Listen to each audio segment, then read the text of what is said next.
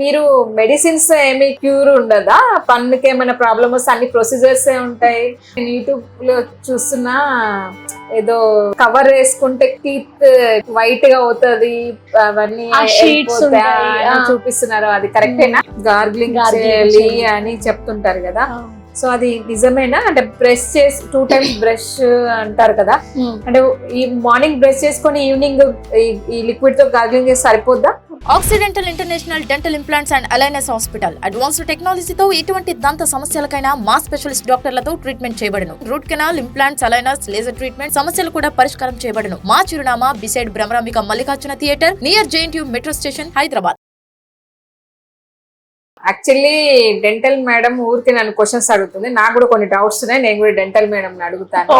So madam గారు చెప్పండి, actual గా మామూలుగా మేము ఐకి సంబంధించి ఎప్పుడైనా మెడిసిన్స్ కూడా యూజ్ చేస్తాము, దాదాపు సర్జరీస్ సివియర్ కేసులలో వాడుకుంటాము, చేస్తాము. మీరు మెడిసిన్స్ ఏమి క్యూర్ ఉండదా? పన్నుకి ఏమైనా ప్రాబ్లమ్ వస్తే అన్ని ప్రొసీజర్స్ ఉంటాయి, ఎక్కడికి వెళ్ళినా ఇది ప్రొసీజర్, ఇది 3 days రావాలి 4 days రావాలని తిప్పుతా ఉంటారు, అది కరెక్టేనా లేదంటే ట్రీట్మెంట్?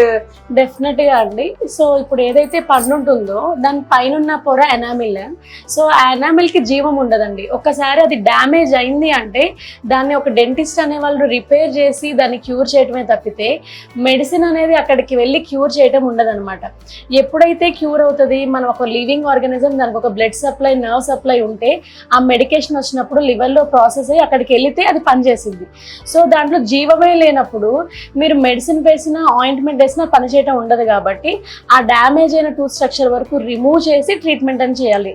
అది సిమెంట్ పెట్టడం అవ్వచ్చు, మరీ లేట్ చేస్తే రూట్ కెనాల్ అవ్వచ్చు. సో లేట్ చేయకుండా రావటం వల్ల మనం సిమెంట్ పెడతాం. ఇంకా రెగ్యులర్గా 6 monthsకి 1 yearకి చెకప్ కనుక చేయించుకుంటా ఉంటే ఇనిషియల్గానే మీకు ఇక్కడ గారపడుతుంది, లేదంటే మీరు సరిగ్గా బ్రష్ చేసుకోవట్లేదని ఐడెంటిఫై చేసి జస్ట్ క్లీనింగ్ చేసి పంపిస్తాం, which cost you something around 900 to 1500. దానివల్ల మీ పళ్ళు హెల్తీగా ఉంచుకోవచ్చు. మెడికేషన్ అవసరం లేదు, ప్రొసీజర్ అవసరం లేదండి. మీరు డిలే చేయటం వల్లే ఇవన్నీ అవుతున్నాయి. ఓకే, నాకు ఇంకో క్వశ్చన్ ఉంది. అప్పుడు యాక్చువల్గా నేను యూట్యూబ్ లో చూస్తున్నా ఏదో కవర్ వేసుకుంటే టీత్ వైట్ గా అవుతుంది అవన్నీ చూపిస్తున్నారు, అది కరెక్టేనా? వాడొచ్చు? లేదండి, ఆ ట్రాన్స్పరెంట్ షీట్ లో బ్లీచింగ్ ఏజెంట్ అనేది ఉంటుంది అనమాట. ఆ బ్లీచింగ్ ఏజెంట్ ఒక 10 నుంచి 15 నిమిషాలు నోట్లో అట్లా పెట్టుకొని ఉంచడం వల్ల మీ కలర్ షేడ్ మారిద్ది అని అంటారు. సో డెఫినెట్ గా బ్లీచింగ్ ఏజెంట్ వాడటం వల్ల మన పన్ను మీద రఫ్ సర్ఫేస్ క్రియేట్ అవుతుంది. పైన ఉన్న ఎనామిల్ ఒక లేయర్ కొద్దిగా వేర్ ఆఫ్ అవుతుంది. ఆ లేయర్ వేర్ ఆఫ్ అవ్వటము, రఫ్ సర్ఫేస్ రావటం వల్ల ఇంకా త్వరగా డార్క్ అయిపోతుంది. అలా రిపీటెడ్గా యూజ్ చేయటం వల్ల పళ్ళకి సెన్సిటివిటీ వస్తుంది. డెఫినెట్గా అది ఒక బ్లీచింగ్ ప్రాసెస్ అనేది చాలా అడ్వర్స్ ఎఫెక్ట్ అండి టూత్కి. అసలు అట్లాంటివి చేయకూడదు.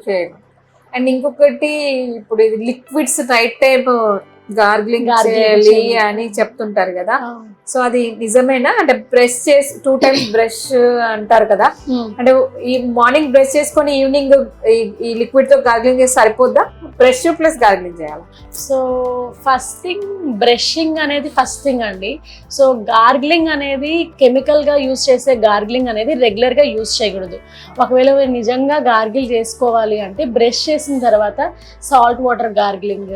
ఇంకా ఎవరికన్నా స్మెల్ వస్తుంది, లేదంటే ఏమన్నా హెల్త్ ప్రాబ్లమ్స్ ఉన్నాయి, ఫ్రెష్నెస్ కావాలి అంటే మన ఇంట్లో దొరికే ఇంగ్రీడియంట్స్ అంటే జామాకులు కషాయం వేసుకుని దాంతో గార్గిల్ చేయటము, లవంగాయలు వేసి దాని కషాయంతో గార్గిల్ చేయటం, గోరువెచ్చని చేయాలి. కానీ కెమికల్ మౌత్ వాషెస్ అనేది ఒక ప్రిస్క్రైబ్డ్ డ్యూరేషన్, అంటే 1 week to 3 weeks ఇస్తాము. ఆ డ్యూరేషన్ వరకే వాడాలి, కానీ రెగ్యులర్గా పేస్ట్ బ్రష్ వాడినట్టు వాడకూడదండి. దానివల్ల కూడా పళ్ళు కలర్ మారే ఛాన్సెస్ ఉన్నాయి. Okay, some information. Thank you.